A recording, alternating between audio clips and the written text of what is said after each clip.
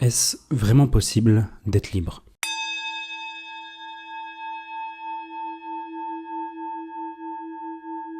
J'ai eu la chance d'être contraint à commencer ma vie assez jeune. J'étais beau, puissant, assez respecté, j'ai gagné bien ma vie. Je bossais dur et savais que l'école ne m'aiderait pas à atteindre mes objectifs. Quel objectif? Je ne savais pas vraiment. Après tout, c'est pas comme si quelqu'un nous aidait à trouver notre voie. J'ai compris que le travail paie. Et mon environnement à ce moment-là ne m'encourageait pas vraiment à penser autrement. Et proposait même des alternatives qui marchaient vraiment. La tête pleine de rêves, j'avais donc deux choix à faire. Partir dans le salariat, ce que je m'étais promis de ne jamais faire, par réflexe quasi instinctif, mais c'était une voie plus sûre, et pourrait me convenir en vue des nouveaux modèles qu'on nous présentait. Ou prendre le chemin mystérieux et de tenter de me frayer un passage dans l'entrepreneuriat, à une époque où peu de choses étaient documentées, où beaucoup retenaient de l'information pour en vivre. J'ai donc choisi une voie entre les deux, une sorte de mix. Je me suis laissé 1 an pour apprendre de ceux que je pensais être les meilleurs en France, puis je montrais mon projet. Mais au fond de moi, je le savais, j'avais fait un pacte avec le diable. Et ce pacte m'aura enchaîné pendant 5 ans, contrairement aux 1 an initiaux dont je m'étais promis de faire. Comme dirait l'autre, à qui troque sa liberté pour sa sécurité ne mérite ni l'une ni l'autre. Les premiers signes d'alerte furent la prise de poids, la négligence de ma santé, la caféine à des heures impossibles, la cigarette pour décompresser, puis le Covid est arrivé et le monde s'est arrêté. Et seul avec moi-même, le constat était dur à avaler, et ça a empiré. Je me suis fait virer, ou plutôt j'ai attendu qu'on me vire, passer de boîte en boîte, en sachant très bien que c'était mort d'avance. On peut pas m'en vouloir. Après tout, je venais de sacrifier 5 ans de ma vie pour une chimère. La nuit était devenue mon quotidien. Et je me laissais m'endormir, tout doucement.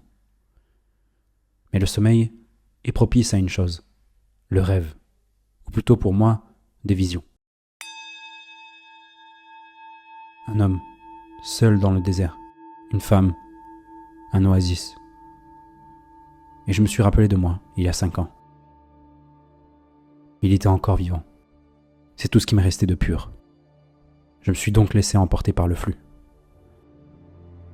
Et c'est là que j'ai vu le désert, les chaînes qui me retenaient d'avancer, reliées au loin à l'homme que je voulais devenir. Et c'est en sentant le poids des chaînes d'un côté de mon corps que je l'ai vu.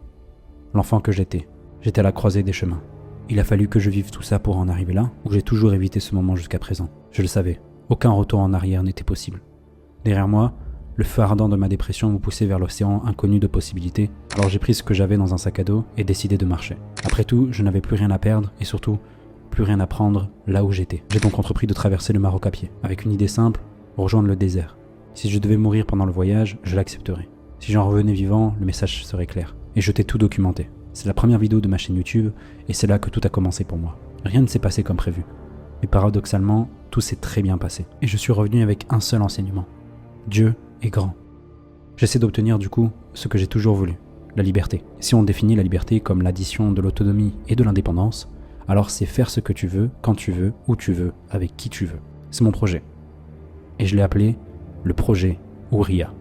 Alors voici mon but avec toutes ces vidéos. Conquérir ma liberté, partager la vérité de ce monde pour mourir en homme de Dieu et accomplir, je crois, la mission qui m'a été donnée. Je suis un aspirant de la sagesse et voici ce qui s'est passé dans ma vie cette semaine. Allez, c'est parti, bilan de la semaine. On est le mercredi 12 mars, il est 7h30. Désolé pour le petit repas, le retard que j'ai pris du coup pour vous faire ce bilan. Parce que voilà, j'avais d'autres priorités. C'était pas forcément la grosse priorité de filmer cette semaine. Du coup, comme d'habitude, on commence, comme on a changé récemment, par le bilan spirituel. Dieu, voilà. Du coup, première chose, pourquoi j'ai un objectif spirituel? C'est parce que j'essaye d'accomplir quelque chose qui, je pense, est super important et qui revient un peu à ma religion, etc. C'est le fait de purifier mon âme. C'est quelque chose qui est extrêmement important pour moi, d'avoir une vie équilibrée. Et une vie équilibrée, ça ne veut pas forcément dire une vie équilibrée partout. Des fois, tu peux avoir des déficits qui te permettent d'avoir un équilibre sur d'autres choses. Parce qu'en fait, il faut savoir que l'équilibre, il n'est pas forcément sur une seule et même balance. Des fois, tu peux déséquilibrer un endroit, ça peut paraître déséquilibré, mais ça peut se répercuter sur une autre partie de ta vie qui, elle, est elle aussi déséquilibrée. Et ces deux balances ensemble fonctionnent. En fait, c'est qu'on ne connaît pas vraiment les balances qui permettent de créer les équilibres. Donc le plan à long terme, c'est finalement de construire un système dans lequel je suis sécurisé pour être autonome et libre, Donc faire le choix de ce que je veux faire quand je veux, où je veux. Et en gros, concrètement, qu'est-ce que ça veut dire? C'est en gros créer une ferme autonome où je pourrais me retirer définitivement, être dans un endroit où je peux faire confiance, me sentir finalement en sécurité, sur laquelle je pourrais ensuite rayonner sur le monde par la suite. C'est un peu le début de ce que je fais finalement en faisant ces vidéos et ce journal. C'est pour laisser une trace le jour et montrer en fait tout simplement comment j'ai avancé tout simplement là-dessus. Pourquoi ce projet il est important pour moi? Parce que je pense que c'est la seule façon pour moi de vivre, c'est de chercher la liberté dans un premier temps, parce que je pense on n'est pas tous nés avec une cuillère d'argent dans la bouche, ce qui n'est pas grave, hein. Je suis pas en train de dénigrer les personnes qui sont nées avec un peu d'argent, mais voilà, moi c'est pas mon cas, donc il faut que j'ai une première phase dans ma vie où je cherche un peu à avoir une certaine forme de stabilité, on va dire, économique au moins, qui me permettra du coup de créer ce projet que je viens de vous parler, pour ensuite mieux comprendre le monde. Ça, c'est toute une étape aussi que tu peux faire pendant ta recherche de la liberté, parce que finalement, comment tu peux chercher la liberté et construire une certaine forme de liberté économique si tu ne comprends pas trop le monde dans lequel qui t'entoure. Donc c'est aussi un peu ce que je fais pendant cette grande partie de cette partie en fait de recherche de purification de mon âme. D'ailleurs, en islam, c'est une des premières étapes. Il faut d'abord se rendre compte on appelle ça le tawhid, pardon, correspond en fait à juste la profession de foi, le fait que voilà, finalement, on sait qu'il y a un Dieu unique, etc. Mais en fait, la deuxième étape après ça, c'est la science, c'est le fait de se renseigner sur lui, etc. Et c'est ce que je fais. Donc en fait, tout le travail que je suis en train de faire actuellement, c'est finalement en fait un moyen pour moi de purifier mon âme, tout en faisant mon avancement sur une forme de liberté. Donc ça, c'est cool. Et aussi deuxièmement, pourquoi c'est important? Parce que je vois bien que le monde devient de plus en plus instable. Il faut un plan sans lui pour s'en détacher et ne pas subir et ni être un agent du système et être un agent du système. Je vous renvoie à en fait, il faut être un marginal milliardaire, j'aime bien dire ça, ou un marginal millionnaire. C'est en gros, tu es en dehors des codes, tu es en dehors du système, tu le subis pas, mais quand même tu y joues. En gros, c'est ce que j'essaie de faire, quoi. C'est avoir une ferme autonome où je peux me sentir totalement en autonomie, ne pas subir l'État, parce que c'est ça le gros problème, c'est le Léviathan qui est l'État, ne pas le subir, mais en même temps pouvoir rentrer, sortir comme je le souhaite dans ce système et inversement rentrer et sortir dans ce niveau de sécurité en allant par exemple avoir des copains dans le désert qui pourront m'aider à avoir comme je vous l'ai dit, ma vie c'est Dune, j'ai envie d'avoir la vie de Dune. Non, je rigole plus sérieusement. Voilà, en gros, c'est ça l'objectif. Je pense que vous avez compris l'idée. Objectif du mois, c'est finaliser l'introduction du coup de mon livre, parce que j'ai déjà une logique de créer un livre que j'ai déjà en fait. C'est un projet que j'ai déjà lancé il y a plusieurs années en fait, il y a plus de 10 ans, dans lequel j'ai créé beaucoup de journaux, j'ai analysé, j'ai lu énormément de livres. Vous avez vu.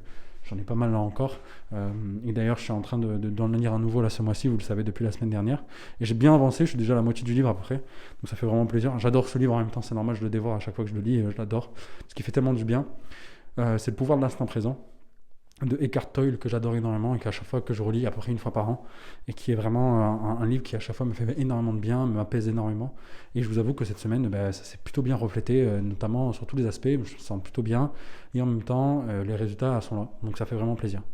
Et donc, étant donné que j'ai tout ça, l'objectif du livre il est très simple.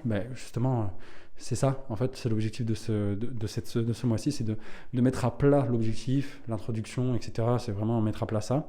Et du coup, l'objectif de cette semaine, c'est de mettre en ordre toutes mes notes que j'ai accumulées depuis maintenant 3 ans sur mon ordi et plus de 10 ans sur d'autres supports qui sont eux physiques, que j'ai pas accès parce qu'en fait, ils sont chez moi en France, parce que là, je suis au Maroc et j'ai pas accès en fait à ce journal physique.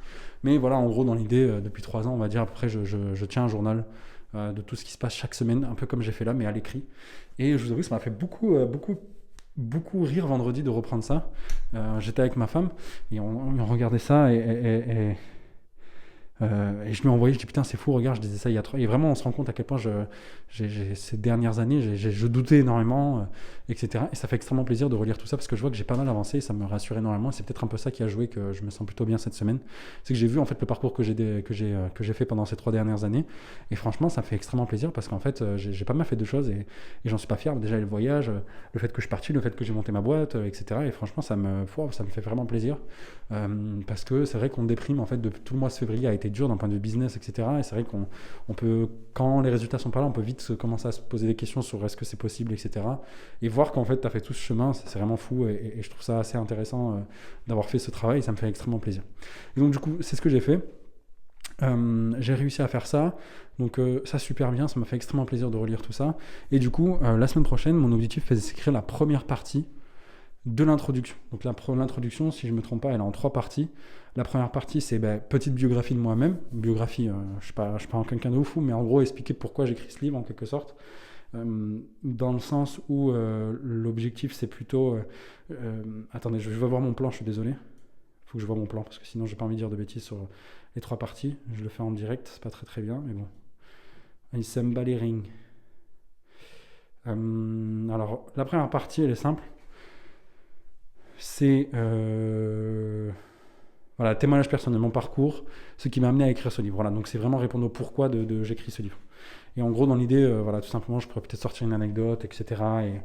Et voilà, bref, en gros, c'est un peu pourquoi j'ai écrit ce livre. Et après, ensuite, j'ai l'objectif du livre.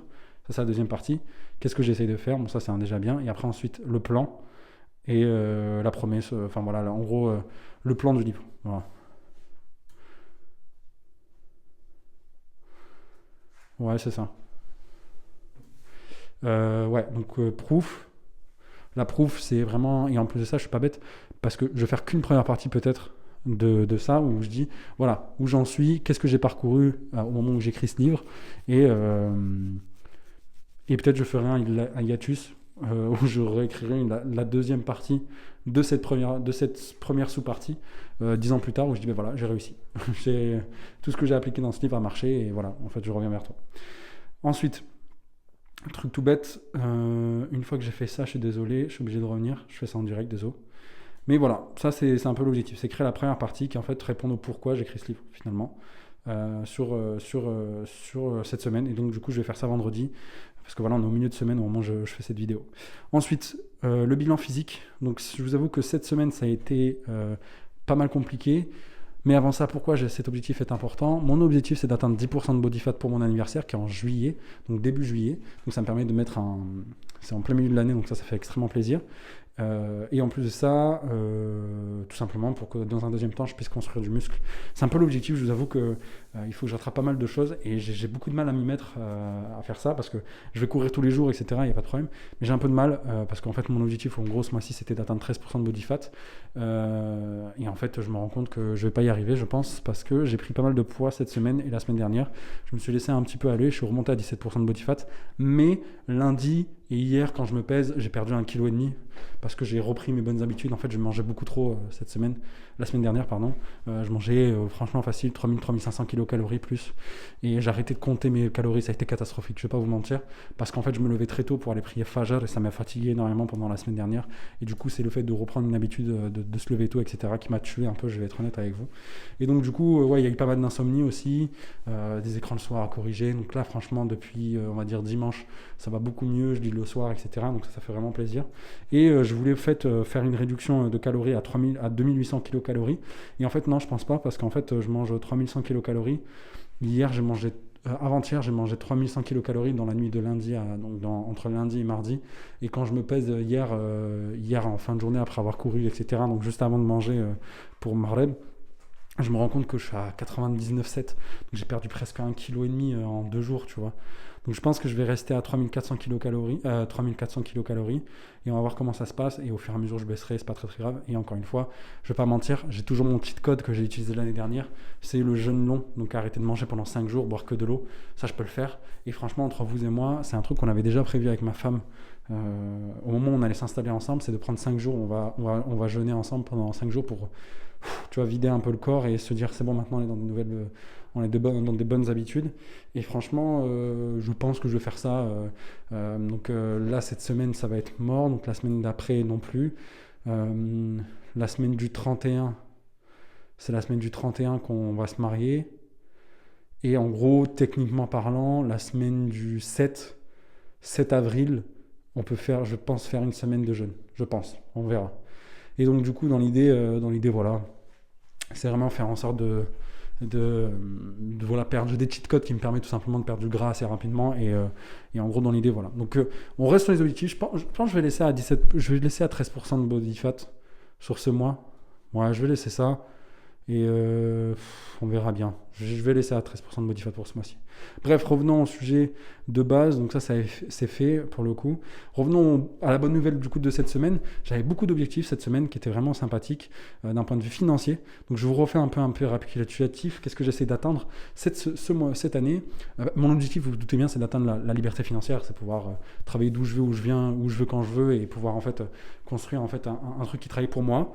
Donc dans un premier temps, la première étape, c'est de mettre 1000 euros de côté de ce projet, parce qu'en fait, tout simplement, je ne me rappelle plus du nom du mec qui fait ça, mais en gros, dans l'idée, tu dois avoir 1000 euros de côté au cas où tu as des petites dépenses qu'il faut faire. Après, ensuite, tu vas construire une épargne de sécurité qui correspond à 6 à 9 mois de revenus sur lesquels tu pourras te reposer au cas où. Et enfin, dernier point, une fois que tu as cette épargne de sécurité, tu vas essayer de construire du coup comment on appelle ça, un portefeuille d'investissement qui te permettra un jour, je l'espère, d'arrêter de bosser et de créer ta retraite le plus rapidement possible. Et donc du coup, cette année, j'aimerais construire ce premier 1000 euros. Je ne sais pas mettre de côté, je vous avoue, dans ma vie, j'ai très très bien gagné ma vie, mais extrêmement bien gagné ma vie. Et je vous avoue que voilà, j'ai jamais vraiment mis de côté. J'ai toujours dépensé de l'argent. Pour moi, l'argent, ça doit circuler. Et j'ai toujours eu des passions qui étaient assez chères. J'ai collectionné des vêtements vintage, etc. Et du coup, voilà, forcément, j'ai toujours un peu dépensé mon argent, même si je gagnais à des périodes de ma vie où j'étais très jeune, à des 17-18 ans. Je faisais ouais, voilà quoi, je faisais des 3 000, 4 000 euros. Je suis déjà monté à mes 19-20 ans à 7 000, 5 000 euros. C'était tranquille pour moi, tu vois. Donc, j'ai jamais eu un gros problème à faire de l'argent.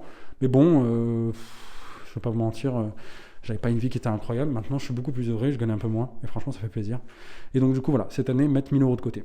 Ce trimestre, j'aimerais payer mon mariage et en plus mettre 250 euros de côté qui correspond du coup à un quarter, un trimestre du coup enfin quarter, je sais pas comment on peut dire, non, trimestre c'est 3, donc quarter c'est quart, donc c'est un quadrimestre, je sais pas si on peut dire ça, ouais, non, donc du coup voilà, sur le premier quarter de cette année, l'objectif c'est de mettre 250 euros de côté, et franchement j'y suis arrivé, voilà, on est à 250 euros sur un compte épargne.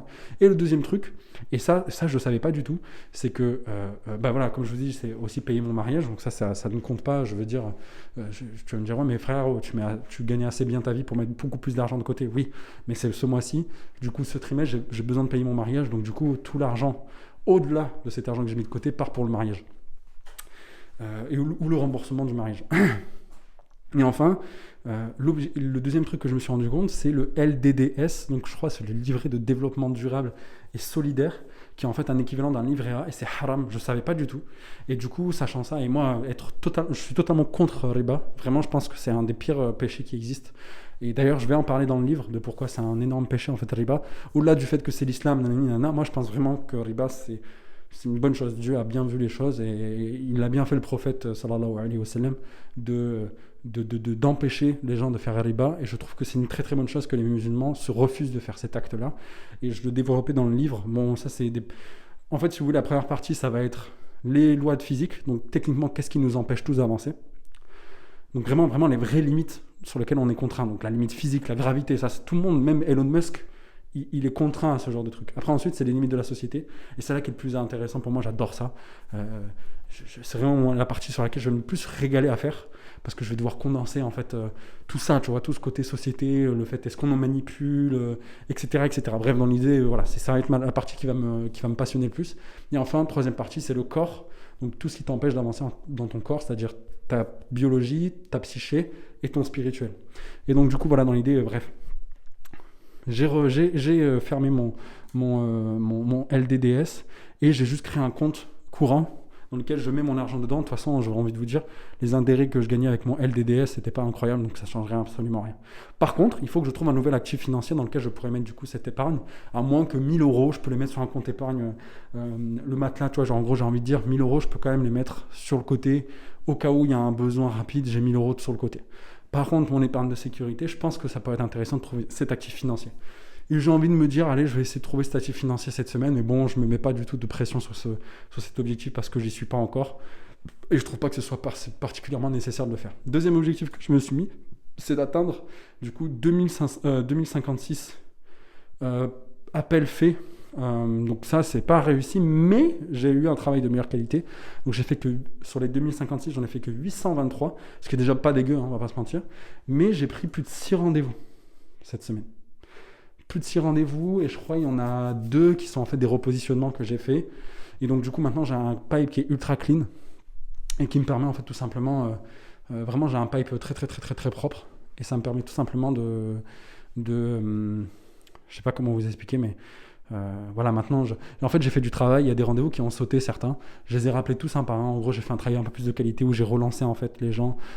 J'ai recontacté des boîtes que j'avais relancées et qui sont sorties de mes listes parce que j'avais mis un critère qui faisait que les boîtes sortaient. Bref, c'est un peu complexe, mais en gros, dans l'idée, j'ai fait un travail de bien meilleure qualité et ça a payé parce que voilà, franchement, je vais pas vous mentir.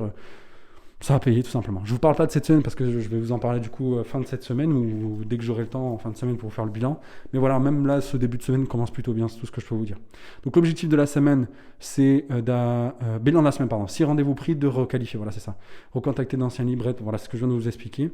Et situation financière, ça c'est hyper important. Je suis à peu près à 5 000 euros de cash sur mon compte pro. Le montant qui a été sécurisé sur ce montant-là, c'était 3 500 euros, donc dans tous les packs que j'ai facturés. Et les remboursements potentiels aujourd'hui, ils sont à 6 000 euros. Ce qui fait que je suis techniquement en déficit de 443 euros, ou 450 euros si vous voulez. Si demain, tous mes clients me demandent un remboursement, ils ne vont pas le faire parce qu'ils sont en galère et du coup, ils ne vont pas me demander ça. Et donc, du coup, à faire d'ici la fin du mois, si je prends en compte tout ce que j'ai avancé depuis la semaine dernière, il faut que je prenne 41 rendez-vous pour finir tous les packs que j'ai, sachant que la grosse partie de ces 41 rendez-vous, peut-être plus de 90%, sont monopolisés par un seul client, qui est en fait mon client avec lequel ça se passe le mieux, donc c'est pas grave. Par contre, les 2 clients avec qui ça se passe le moins bien, ça avance super bien.